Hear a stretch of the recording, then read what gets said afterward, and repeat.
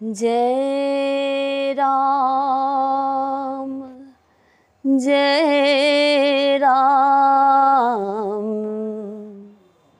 जय जय राम जय राम जय राम जय जय राम जय राम जय राम जय जय राम जय जानकी माता जय जय हनुमान जय राम जय राम जय जय राम श्री राम जय राम जय जय राम श्री राम जय राम जय जय राम श्री राम जय राम जय जय राम श्री राम जय राम जय जय राम जय सीताराम সবাইকে এই লাড্ডু গোপাল চ্যানেলে অনেক অনেক স্বাগত জানাই। গুরুদেবকে প্রণাম জানিয়ে মাতা পিতাকে প্রণাম জানিয়ে আজকের এই বিশেষ পাঠ শুরু হচ্ছে হনুমান চালিসা থেকে। পার্ট 1 আপলোড হয়েছে আগে। আমরা বলেছিলাম যে পার্ট 1-এ যে হনুমান চালিসা পড়লে পরে বা পাঠ করলে পরে হনুমান চালিসা কী করব, পড়ারই তো কথা। এটাকে নিয়ে আর কোনো বিশেষ নিয়ম এর ক্ষেত্রে পড়ার কথাই এখানে উল্লেখ করা আছে এবং নিরন্তরতার উপরে জোর দেওয়া আছে। জপত নিরন্তর হনুমত বীর। আজ ভালো লাগলো পড়লাম, কাল ভালো লাগলো না তুলে রেখে দিলাম, অন্য একটা কিছু পড়লাম। তো এইভাবে আমি যাই করি কোনোটাই কিন্তু আমি সাকসেসফুল হতে পারবো না যদি না সেটা নিয়ে আমি লেগে থাকি। তো ধরে রাখতে হয় যে কোনো জিনিসকে। তো এটাও তাঁর কৃপা অবশ্যই দরকার, না হলে কোনো কিছুই হয় না, বা তাঁর আশীর্বাদ দরকার। আর যে কোনো কাজ শুরুর আগে হনুমান চালিসা শুরুতে কি করব, তো হনুমান চালিসা করার আগে কি করব, হনুমান চালিসা তো করব ঠিক আছে, পাঠ করলাম কি পড়লাম, কিন্তু তার আগে একটা কাজ থাকে। তো সেইগুলো জানতে গেলে পার্ট 1টা অবশ্যই শুনতে হবে। তো পার্ট 1-এ আপনারা দেখে নেবেন। আমি পার্ট 1-এর লিঙ্ক আজকের ভিডিও ডেসক্রিপশন বক্সে দিয়ে দেবো। তো ওখান থেকে আপনারা যারা দেখেননি এখনও, তারা ওখান থেকে দেখে নেবেন যে এই হনুমান চালিসা পাঠের আগে কেন শুরুতে ওরকম একটা দোহা দিয়ে শুরু করছেন তিনি, শ্রী গুরুচরণা সরজরাজ নিজ মনোমুকুরু সুধারি।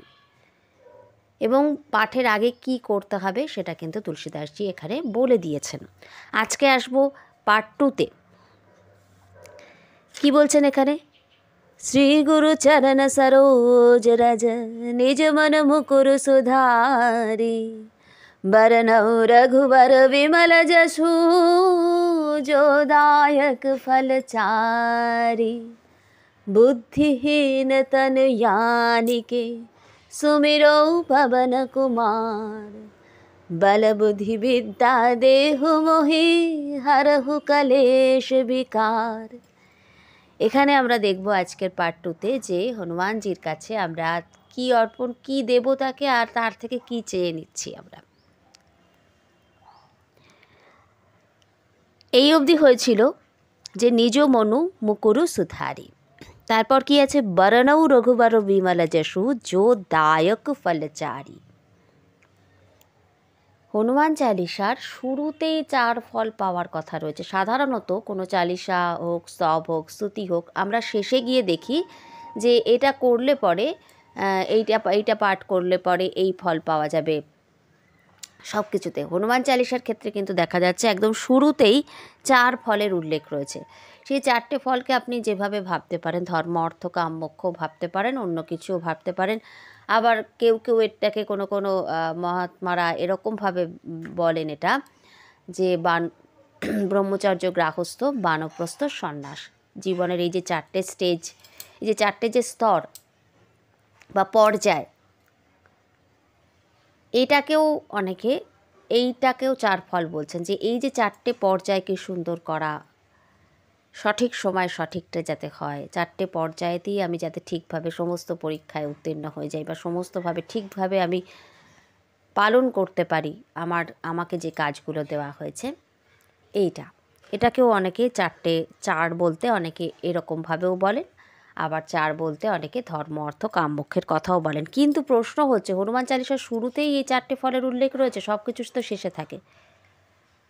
তো এটা হনুমান চালিসা, হনুমানজি ভক্ত শিরোমণি, তার মতন এমন ভক্ত কে আছে? স্বয়ং প্রভু শ্রীরামচন্দ্র তাকে বলছেন, তুম মম প্রিয় ভরতহি সম ভাই। আবার কোথাও বলছেন, তোমার মতন এরকম উপকারী আমার আর কেউ নেই। তো আমরা যদি শ্রী শ্রী রামচরিত মানস গ্রন্থের উত্তরকাণ্ডে চলে যাই, তাহলে সেখানে আমরা দেখব যে যেখানে চৌপাইতে ওই 120 নম্বর যে দোহা, 120 নম্বর দোহার আগে এই চৌপাইটা আসবে। সেখানে 120 নম্বর দোহার আগের চৌপাইতে কাকভূষণ্ডজি বলছেন গরুড়জিকে যে মোরে মন প্রভু अस विश्वासा राम ते अधिक राम कर दासा। राम के दासा, राम ते अधिक राम के दासा। হে মানে তিনি বলছেন যে আমার মনে এই বিশ্বাস আছে যে প্রভু শ্রীরামের থেকে, প্রভুর যে ভক্ত, শ্রীরামের যে দাস, শ্রীরামকে দাসা, সে প্রভুর থেকেও বড়। শ্রীরামকে অধিক শ্রীরামকে দাসা।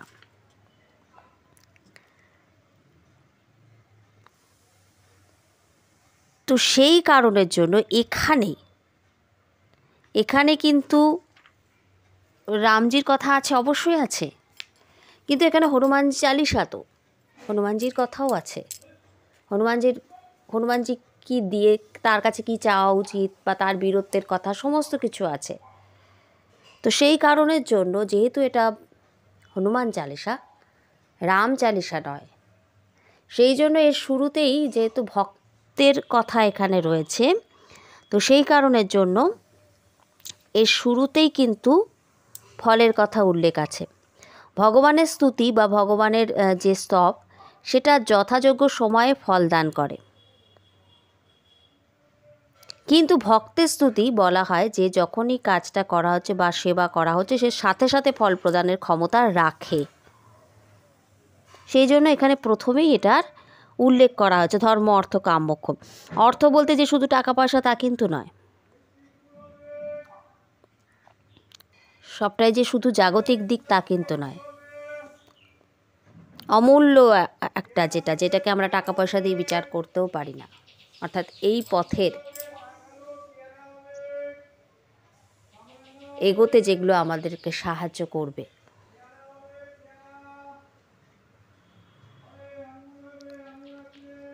অর্থ যদি এই পথে এগোতে সাহায্য করবে, সেরকম কিছু আমরা এখান থেকে পাবো। শুধু জাগতিক টাকা পয়সা নয়, শুধু জাগতিক দিক থেকে টাকা পয়সা পাওয়ার কথা এখানে বলা হচ্ছে না, আধ্যাত্মিক পথে এগোনোর যে সোপানটা তৈরি হবে।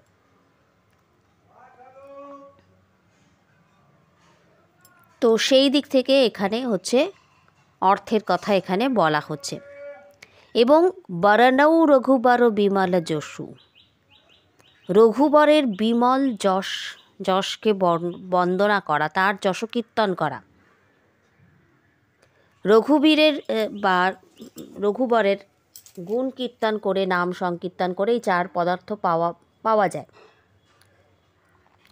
যারা হনুমান চালিসা পাঠ করে, রঘুবীরের গুণ কীর্তন করে, নাম সংকীর্তন করে, এই 4 পদার্থ পাওয়াতে তারা কিন্তু শুধু সন্তুষ্ট নয়, তারা প্রভুর কাছে প্রার্থনা করছে, হে প্রভু তুমি এই 4 ফল নিয়ে নাও, পরিবর্তে একটা ফল দাও। প্রভু তো অন্তর্যামী, তিনি তখন জিজ্ঞাসা করছেন যে 4-এর বদলে কি?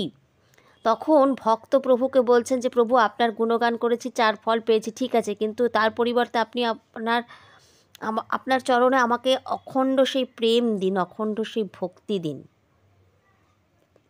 গোস্বামী তুলসীদাসজি তার বিনয় পত্রিকাতে বলছেন যে এই 4টে ফলেরও যদি কোনো ফল হয় সেটা হচ্ছে প্রভুর নাম, প্রভুর নামে প্রীতি, সংক্ষিপ্ত কথায় হচ্ছে প্রভুর প্রেম। এই 4 ফলের থেকেও যদি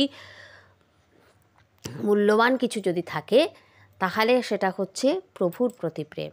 এই 4 ফল তো ঠিক আছে, প্রভু তোমার কৃপায় পাচ্ছে, আমাদের এই জাগতিক কাজকর্ম করতে গেলে লাগবে, জগতে থাকতে গেলে অবশ্যই দরকার, কিন্তু এটার থেকেও আরও হচ্ছে প্রভুর প্রতি প্রেম, প্রভুর প্রতি সেই ভক্তি, প্রভুর শ্রীচরণে ভক্তি। তো এই কারণের জন্য আরেকটা এখানে সায়েন্স লুকিয়ে আছে, একটা বিজ্ঞান এখানে লুকিয়ে আছে, পুরোটাই বিজ্ঞানসম্মত, পুরোটাই একটা যৌগিক প্যাটার্নের টেকনিকগুলো বলা আছে এর মধ্যে। যেহেতু এখানে বলা হয় যে আমি যেটা ইউনিভার্সকে দেব বা ব্রহ্মাণ্ডকে দেব সেটাই আমার দিকে রিটার্ন আসবে এবং কয়েক গুণ বেশি আসে, কম তো নয়, যাই দিই।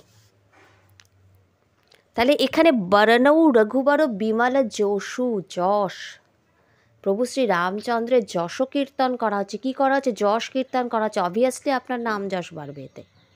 নাম যশ কখন বাড়ে? যখন আপনি ভালো কাজ করবেন। তাহলে এখানে প্রথমেই আপনার কর্মটাকে কিন্তু ঠিক করার সে টেকনিকটা বলে দেওয়া হচ্ছে। বরণৌ রঘুবর বিমল যশু, যশ কীর্তন করতে বলা হচ্ছে, নিন্দা করতে বলা হচ্ছে না। বলা হয় না যে যত বেশি গুণ, লোকের গুণ বা তার যে ভালো দিকগুলোকে কীর্তন করবে, বলবে, তত সেগুলো কিন্তু অন্যের কারোর মানে সেটার প্রভাব তোমার ওপরেও পড়বে, ভালো গুণগুলো। আর যত খারাপ গুণগুলোর আলোচনা করবে তত সেটারও প্রভাব পড়বে। তাহলে এখানে যশ কীর্তন করা আছে, এটা পুরোটা কিন্তু টেকনিক, সবগুলো আপনার কাজটাকে সুন্দর করার টেকনিক। আপনি এই কাজ করবেন, এই রেজাল্ট পাবেন, এখানেই বলে দেওয়া হচ্ছে। বরণৌ রঘুবর বিমল যশু দায়ক ফলচারী, রঘুবরের বিমল যশ কীর্তন করলে পরে প্রভু শ্রী রামচন্দ্রের যশ কীর্তন তার কাছে 4টে ফল কী যিনি, কি তার কাছে দেখলো কিছুই না। যেখানে প্রভু তার ভক্তকে স্বয়ং তিনি নিজেকে দিয়ে দিতে পারেন, তা সেখানে এই 4টে ফলের কি ব্যাপার আছে না দেওয়া, তার কাছে কি ব্যাপার?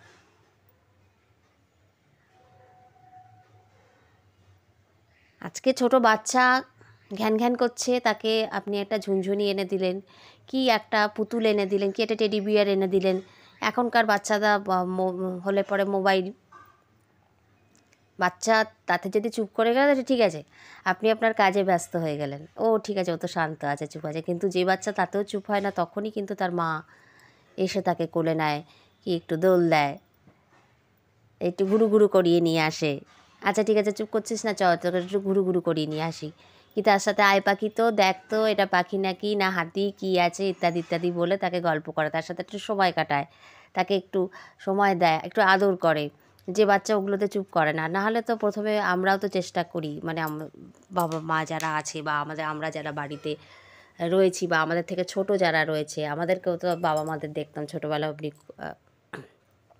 যদি আশেপাশে কোনো বাচ্চারা বাড়িতে এলো বা আত্মীয় স্বজনের কোনো বাচ্চারা বাড়িতে এলো, তো দেখতাম যে অমনি করে চুপ করাতে।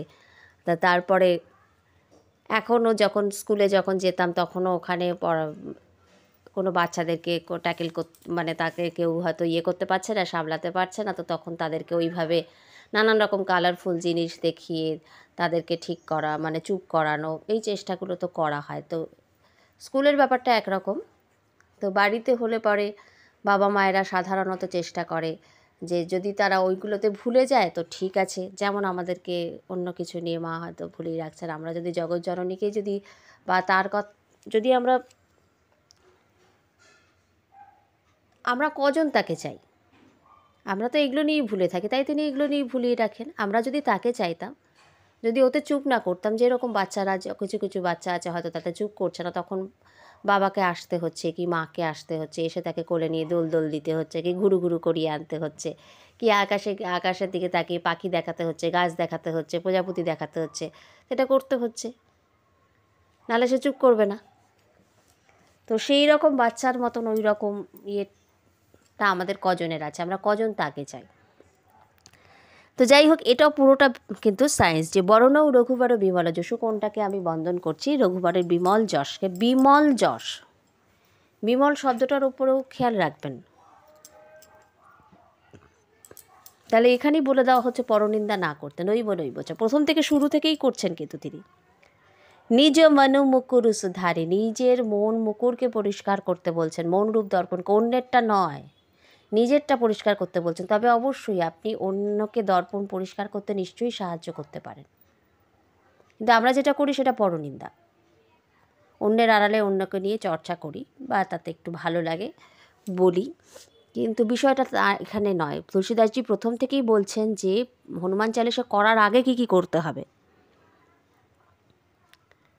তিনি তো এখানে বারণৌ হনুমত বললেন না, বারণৌ রঘুবর বললেন, কেননা হনুমানজি প্রভু শ্রী রামচন্দ্রের যশ কীর্তনে যতটা খুশি হন, তিনি কিন্তু অন্য কিছুতে ততটা খুশি হন না। তিনি কিন্তু তার নাম আলোচনা তার নামের স্তুতি করলে পরে, স্তব করলে পরে তিনি কিন্তু ততটা খুশি হন না যতটা তিনি প্রভু শ্রী রামচন্দ্রের কথাতে খুশি হন। তো সেই কারণের জন্য এখানে কিন্তু বরণৌ রঘুবর বিমল যশু বলা হয়েছে, বরণৌ হনুমত বলা হয়নি। কেননা যত্র যত্র রঘুনাথ কীর্তনম তত্র তত্র কৃত মস্তকাঞ্জলিম বাষ্পবাড়ি পরিপূর্ণলোচনং মারতিং নবত রাক্ষসান্তকম। যেখানে যেখানে রঘুনাথের কীর্তন করা হয় সেই সেই জায়গায় করজোরে নতমস্তক হয়ে অশ্রুপূর্ণ নয়নে হনুমানজি সদা উপস্থিত থাকেন। রাক্ষস বংশের কালরূপ ঘাতক সেই মারতিকে সকলেই নমস্কার করো। এই রাক্ষস আমাদের ভেতরেও রয়েছে, সেজন্যই তো এত প্রার্থনা তার কাছে। তাহলে মেরো মন প্রভু বা মোড়ো মন, মোড়ে মন প্রভু अस विश्वासा রামতে অধিক রামকে দাসা। শ্রীরামচন্দ্রের সেবক বা তার যে দাস, তিনি আরও তার থেকে বেশি, তার থেকে আরও শক্তিশালী। রামতে অধিক রামকে দাসা, ওই কারণের জন্য এই কথা বলা হয়েছে। এরপর তিনি বলছেন বুদ্ধিহীন তনু জানিকে সুমিরৌ পবন কুমার। খেয়াল করুন, তুলসীদাসজি কথা বলছেন বুদ্ধিহীন তনু জানিকে।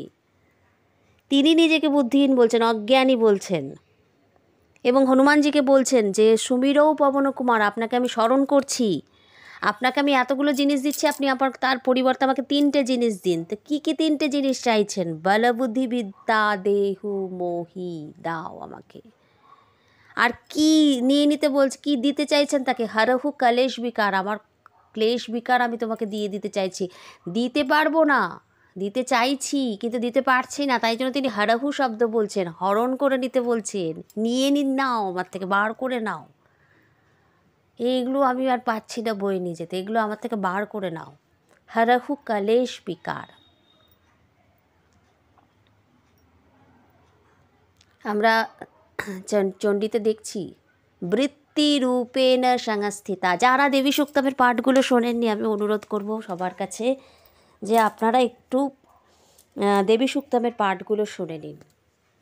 হ্যাঁ, দেবী পূজা, দেবী আরাধনা ইত্যাদি নিয়ে যে প্লেলিস্টটা রয়েছে, ওটার মধ্যেই দেবী সুক্তমের এই পার্টগুলো দেওয়া আছে ওই প্লেলিস্টের মধ্যে। তো দেবী সুক্তমের প্রতিটা পার্ট আছে, আপনারা পার্টগুলো ওখান থেকে শুনে নিন। ইয়া দেবী সর্বভূতেষু বৃত্তিরূপেণ সংস্থিতা, সমস্ত বৃত্তির মধ্যেই মা। তাহলে মা, তুমি এই রূপে না থেকে এই রূপে থাকো। মায়ের কাছে প্রার্থনা করা হচ্ছে, মায়ের কাছে অস্ত্র শস্ত্র রয়েছে, মা আমাদের সেগুলোকে, সেই সমস্ত বৃত্তিগুলোকে নাশ করে দিতে পারে। সেগুলোকে এখানে হনুমানজিকে কি বলা হচ্ছে? যে হরহু, হরণ করে নাও আমার থেকে,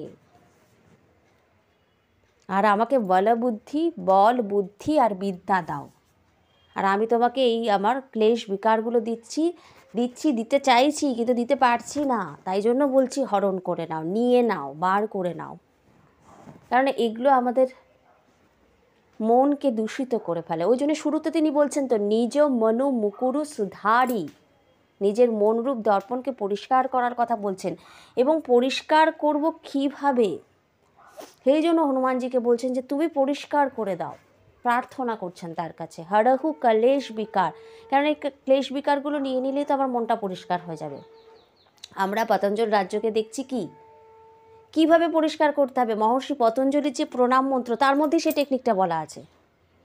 যোগেন চিত্তস্য পদেন বাচাং মলং শরীরস্য চ বৈদকেন योपाकरोतं प्रवरं मुनीनां पतञ्जलिं प्राञ्जलिरानतस्मि आबाहुपुरुषाकारं शङ्खचक्रासिधारिणं सहस्रशिरसं शेतं प्रणमामि पतञ्जलिं।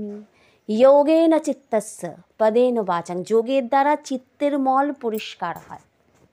হনুমানজির মতন এরকম যোগী আর কে আছে? যোগের দ্বারা চিত্তের মল পরিষ্কার হয়। ওই দিকের সাথে যোগ, এই দিকের সাথে বিয়োগ।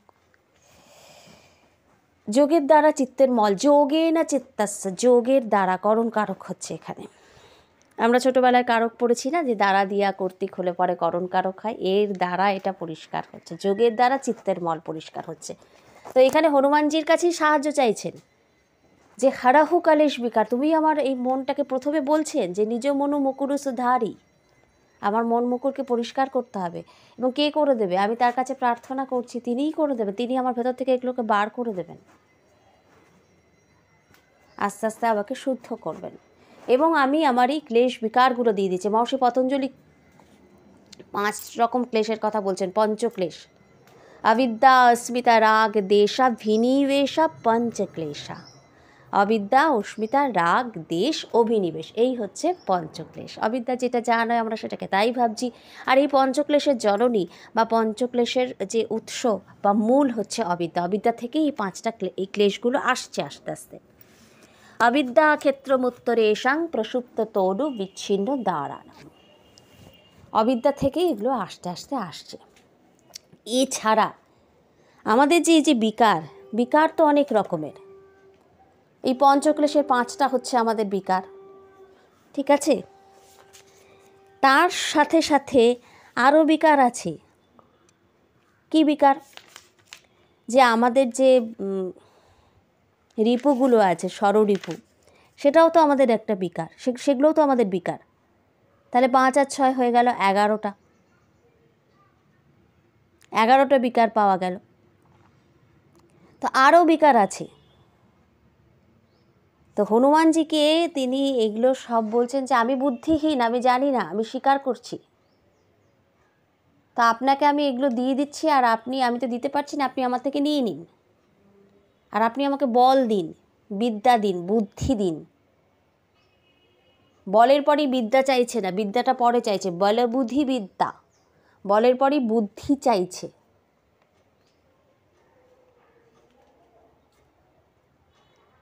তো এগুলো সব আমি আপনাকে দিচ্ছি, আপনি আমাকে আমার এই ক্লেশ বিকার যা যা আছে এগুলো সব আমি আপনাকে দিচ্ছি, আর আপনি আমাকে এই দিন। তারপরে শরীরের যে বিভিন্ন রকমের অবস্থাগুলো রয়েছে, মানে নিজের অস্তিত্বের জন্য গর্ব রয়েছে, জন্ম রয়েছে, বৃদ্ধি রয়েছে, পরিবর্তন রয়েছে, ক্ষয় রয়েছে, মৃত্যু রয়েছে, শরীরের এই রকম বিকারগুলো রয়েছে। তারপরে মনের 6 বিকার রয়েছে, কাম, ক্রোধ, লোভ, মোহ, মদ, মাৎসর্য, এগুলো রয়েছে। তো এই সব কিছু মিলিয়ে এই সমস্ত ক্লেশ বিকারগুলো আমি আপনাকে এত কিছু দিতে চাইছি, আপনি আমার থেকে নিয়ে নিন, কৃপা করে নিয়ে নিন, আর আমাকে বল, বুদ্ধি আর বিদ্যা দিন। কারণ আপনি তো অতুলিত বলধামা। হনুমানজিকে বাত জাতং বলা হয়, বায়ুপুত্র বলা হয়। তাহলে আবার ওদিকে যেহেতু বায়ু আমাদের প্রাণ স্বরূপ, আমাদের প্রাণ রক্ষা করে। এবারে বায়ুর আরেকটা ব্যাপার হচ্ছে যে সর্বব্যাপকত্ব আছে, সব জায়গায় সে থাকতে পারে, প্রচণ্ড শক্তিশালী, বল বা বুদ্ধি এবং প্রাণ রক্ষাকর্তা। তো হনুমানজি যেন স্বয়ং এখানে প্রাণ তত্ত্বস্বরূপ। বায়ুকে ছাড়া তো আমাদের জীবন ধারণ সম্ভব না, প্রাণের মূলে তো রয়েছে। এবং হনুমানজি অনেক ব্যক্তির প্রাণ রক্ষাও করেছেন, যেমন সুগ্রীবজি প্রাণ রক্ষা করেছেন, সীতা মাতাকে শোক থেকে মুক্ত করেছেন সেইখানে গিয়ে, এবং তাকে তার খবর প্রভু শ্রী রামচন্দ্রকে এনে দিয়ে, লক্ষ্মণজিকে দেখা যাচ্ছে যে লক্ষ্মণজিকে সঞ্জীবনী বুটি এনে দিচ্ছেন। তো বায়ুদেবের মতন শ্রী হনুমানজিও সর্বব্যাপী, যে কোনো জায়গায় যে কোনো সময় তিনি প্রকট হতে পারেন এবং তার উপস্থিতি অনুভব করিয়ে দিতে পারেন, করাতে পারেন। তার ব্যাপকত্ব তো সীমাহীন। তো প্রথমেই তিনি ওই জন্য বলছেন যে আপনি তো অতুলিত বলধামা, সেই জন্য আপনার কাছে বল চাইছি, শক্তি চাইছি। এইবারে বলছে বুদ্ধি দরকার। বলের পরেই বিদ্যা চাইলেন না, কিন্তু বলের পরে তিনি চাইলেন বুদ্ধি। কেন?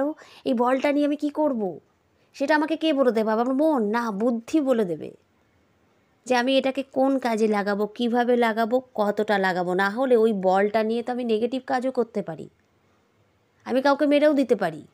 আমি রাখতে পারলাম না, আমার শরীর থেকে কোনোভাবে চিৎকার চেঁচামেচি করলাম, নানা রকম উল্টোপাল্টা কাজকর্ম করলাম, ওই বল আমি নষ্ট করে ফেললাম, তাহলে তো তখন বল দিয়ে লাভ নেই।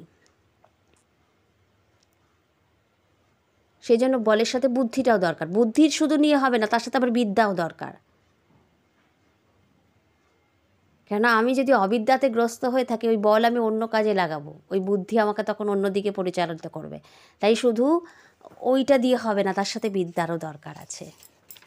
তাই কী কী দরকার, সেই জন্য সমস্যা সমাধান এইটা হলে পরে আমাদের জীবনের সমস্ত চাওয়াগুলো হয়ে যাচ্ছে। একসাথে তিনটে এমন জিনিস চেয়ে নিলেন যাতে সব প্রার্থনাগুলো কভার হয়ে যায়। বল মানে শুধু শারীরিক বল না, তার সাথে মানসিক বল।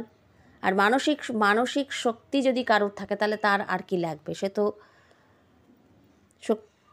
মনের জোরটা কমে গেলে তখনই না আমরা আস্তে আস্তে রোগগ্রস্ত হয়ে পড়তে থাকি।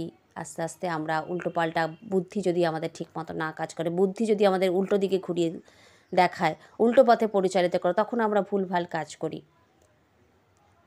তাহলে বলো বুদ্ধি বিদ্যা চেয়ে নিলেন যাতে আমাদের দূরদর্শিতা থাকে। বিপরীত বলটা বুদ্ধি আমাদের কি করে, বিপরীত অবস্থাকেও আমরা কিন্তু বুদ্ধির বলে প্রভুর কৃপাতে আমরা অনুকূলে আনার চেষ্টা করতে পারি। তো শক্তি আছে অথচ বুদ্ধি নেই, তাহলে আমরা উল্টোপাল্টা কাজ করব। আবার শক্তি আছে, বুদ্ধি আছে, বিদ্যা নেই, তো তাহলে আমি ঠিকভাবে তো এগোতে পারবো না, ঠিকঠাক সঠিক সিদ্ধান্ত নিতে পারবো না। তাই এই তিনটেই দরকার।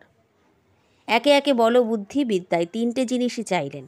এবং শুধু চাইলে হবে না, রাখবেন কোথায়? ক্লেশ বিকারে যদি মন পরিপূর্ণ থাকে তাহলে সেটা তো নিয়ে আমি রাখার জায়গা নেই। তাই রাখার পাত্রটা ঠিক করার জন্য বলছেন আমার থেকে আমার ক্লেশ বিকারগুলোকে হরণ করে নিন। হরহু কলেশ বিকার ও দিতে তিনি তো বললেন না যে প্রভু আমি আপনাকে ক্লেশ বিকারগুলো দিয়ে দিতে চাইছি, তা না। তিনি বলছেন হরণ করে নিন, নিয়ে নিন, বার করে নিন, আমি পারছি না।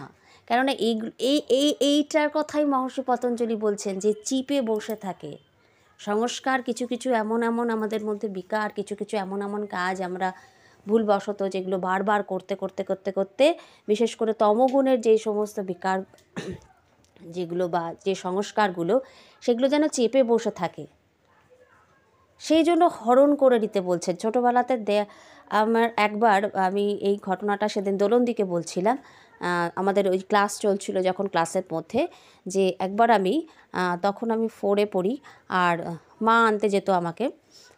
তো মা আনতে গেছে, মাকে দেখে এত জোরে ছুটেছি, তা মা আমাকে পরে বকুনি দিয়েছে, বলছে তুই কি আমাকে কোনো দিন দেখিসনি, যে আজকে এরকমভাবে এত ছুট লাগালি কেন? তাই আমি বলছি কী জানি, মাকে দেখে তখন কি আনন্দ হয়েছিল, খুব জোরে ছুটেছি। অনেকটা রাস্তা ছোটার পরে, মানে আমি অনেক দূর থেকে দেখেছি মা আসছে, আর স্কুলের গেটের সামনে দাঁড়িয়েছিলাম, আর এত জোরে ছুটতে গিয়ে ওখানে একটা পাথর নাকি পড়েছিল, সেটাতে হোঁচট খেয়ে খুব জোরে পড়ে গেছিলাম। আর পড়ে গিয়ে এতটাই পড়ে গেছিলাম, হাঁটুতে ওই কাটা মোটা দাগটা আমার এখনও আছে, লেগে গেছিলো। সেই ইঞ্জেকশান নিতে হয়েছিল, আর খুব ডিপ হয়ে কেটে গেছিলো। তো বাবা তখন বাইরে কাজ করতো, মানে পশ্চিমবঙ্গে বাইরে ছিল, আর সপ্তাহে 1-2 দিন করে আসতো, থাকতো 2 দিন করে, বা কখনো হয়তো প্রয়োজন যদি কাজ হালকা থাকতো তাহলে হয়তো 3 দিন থাকতো, কিন্তু এর বেশি নয়, বাকি দিনগুলো বাইরেই থাকতো। কখনো হয়তো একটানা হয়তো আর একটু বেশি, হয়তো 7 দিনের জায়গায় 8-10 দিন হয়তো ফিরলো না, সেরকমও হয়েছে। তো সব রকমই চলতো। তো তখন মোটমাট বাবা বাড়িতে ছিল না। বাবা বাড়ি আসার পরে ওই জায়গাটা বাবাই ড্রেসিং করে দিত। আর মা থাকা যখন বাবা বাড়ি ছিল না তখন মা করে দিত। বলার উদ্দেশ্য হচ্ছে ওই ড্রেসিং করার সময় সবথেকে বেশি কষ্ট হতো, কেননা ওই রস বেরিয়ে বা ব্লাড বেরিয়ে তুলোটা যত এবং ওষুধপত্র সবেতেই তুলো বা কটনটা যত বেশি চিপে বসে থাকতো, তো ওটাকে ওয়াশ করার সময় তত কষ্ট হতো, কেননা ওই যে টেনে তোলার ব্যাপারটা ওই সময়টা ভয়ঙ্কর লাগতো। তো এই যেগুলো বলার উদ্দেশ্য হচ্ছে, যেটার সাথে আমাদের অ্যাটাচমেন্টটা যতটা চেপে বসে থাকে, ওটাকে রিমুভ করতে গেলে পরে তখন কষ্টটা ততটাই হয়। কিন্তু যোগের মাধ্যমে এগুলোকে এই রাস্তায় এলে পরে সব কিছু খুব সুন্দরভাবে ব্যালেন্স হয়ে যায়। সেই জন্যই বলছে যোগে না চিত্তাস্য, যোগের দ্বারা চিত্তের মল পরিষ্কার করার কথা বলছেন। এবং হনুমানজিকে বলছেন আপনি এটাকে স্মরণ করে নিন। ওই অবস্থায় আমি যদি ড্রেসিং করতে যেতাম তো আমি ঠিকভাবে করতে পারতাম না, যেহেতু আমাকে এরা করে দিচ্ছে, মা বা বাবা করে দিচ্ছিল, তখন এরা আস্তে আস্তে কোথায় গরমটা মানে গরম জলটা কতটা দিলে পরে আমি নিতে পারবো, সেটা বুঝে দিয়ে আস্তে আস্তে বা মনটাকে ঘুরিয়ে দিয়ে তুলোটাকে তুলে দেওয়ার চেষ্টা করে বাচ্চাদের ক্ষেত্রে যেটা করা হয়। তো এখানে ওইভাবেই বলা হচ্ছে হরহু কলেশ বিকার। এবং কি চাওয়া হচ্ছে? বলবুদ্ধি বিদ্যা দেহু মোহি। এই বিকার অনেক রকমের হয়, সেটা তো কিছুটা তো পাঠের মধ্যে বলার চেষ্টা করলাম। তো এই অবধি হওয়ার পরে আগে দোহা দিয়ে দিচ্ছেন, পরে দোহা আছে, মাঝে চৌপাইটাকে দিয়ে দিচ্ছেন। এরপর আসছে জয় হনুমান জ্ঞান গুণ সাগর। এরপর এত কিছু হলো, তারপর মূল জায়গায় আসছেন। আগে এই পরিষ্কারের পর্বটা হলো, এবং ইনি হনুমান চালিসা করার পরে যেটা পাবেন সেটাকে রক্ষা করার ব্যবস্থাও করে নিলেন। ওই বেড়া চেয়ে নিল না, বলবুদ্ধি বিদ্যা দেহুমোহি, তো বেড়া দেওয়ার বেড়া মানে শুধু সাধনলব্ধ বস্তুকে রক্ষাও তো করতে হবে। তো পুরোটা খুব সুন্দর যৌগিক টেকনিকে করা। শুধু সাধনা করা বা শুধু নাম জপ করলেই হবে না, সেটাকে রক্ষাও করতে হবে, এবং তার আগে জমিটা পরিষ্কারও করতে হবে। এই পুরো পদ্ধতিটা এখানে খুব সুন্দরভাবে বললেন। কি চাইতে হবে আর কি তাকে নিয়ে নিতে বলতে হবে। তা আজকের পাঠকে আর দীর্ঘায়িত করব না, আজকের পাঠকে এখানেই বিশ্রাম দেবো। আর ডেসক্রিপশন বক্সে লিঙ্ক দিয়ে দেবো। আর যারা যোগাযোগ করতে চাইছেন আমাদের সঙ্গে, হোয়াটসঅ্যাপ গ্রুপের লিঙ্কও ডেসক্রিপশন বক্সে দেওয়া থাকবে। আর প্লেলিস্ট তো করাই আছে অনেকগুলো, আপনাদের সবার কাছে নিবেদন রইল আপনারা প্লেলিস্ট ধরে দেখুন। আশা করি আপনাদের ভালো লাগবে, আনন্দ হবে। আজকের পাঠকে দীর্ঘায়িত করছি না, আজকের পাঠকে এখানেই বিশ্রাম দিচ্ছি। জয় গুরু, জয় গুরু, জয় গুরু।